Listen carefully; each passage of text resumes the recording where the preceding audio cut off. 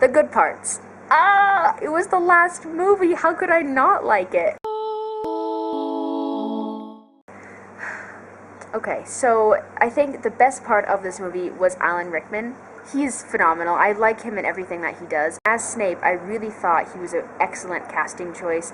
He's known for playing sort of the villainous roles, and he is a little bit villainous. And when he was first introduced as Snape, we didn't know that Snape was going to be good. Snape was just sort of, the common bad guy. Well, Snape is the hero of the books, and Alan Rickman did a fantastic job of playing it. Actually, probably my two favorite parts of the movie weren't even in the book, and that was when Snape, was looking over the whole crowd of students, and he says, if you know anything about Harry Potter, step out, and Harry steps out.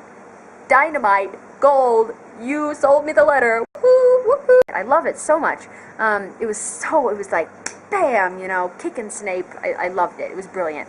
The other awesome Snape line was after he died, he was about to die, and in the book he's like, look at me.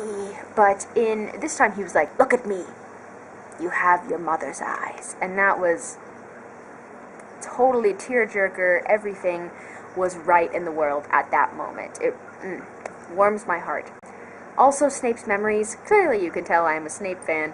Snape's memories were excellent, and as I mentioned before, I think they should have spent a little bit more time on them, but, that's okay. You can't have everything you want in life. It really was a brilliant choice by David Yates to have it be a montage through Snape's memories. It sort of was a montage in the book, but we didn't actually see a lot of Harry's life, and it was really, really meaningful to have Snape go back and see Lily dead in the house. It really, I don't know, it came full circle. It was great director's choice. I liked how they actually used scenes from previous movies to illustrate that. It was, it's gorgeous. Thank you. And the humor was excellent. This is a very, very dark book and dark movie.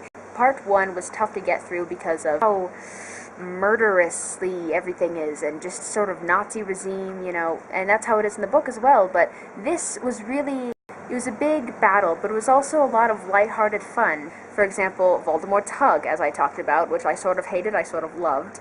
I loved also when the Malfoy family is just like, they're gone, they're taken off. I love, it shows like their backs retreating, leaving Hogwarts. They're done with this. They don't care who wins. They're out of it. They're all alive. Also, was anyone else confused by the fact that Crabbe was black? I love the scene when Goyle says Avada Kedavra to Hermione, and Ron just takes off after him, and he's like, not my girlfriend! He's going crazy, and then the fire comes back and he's running.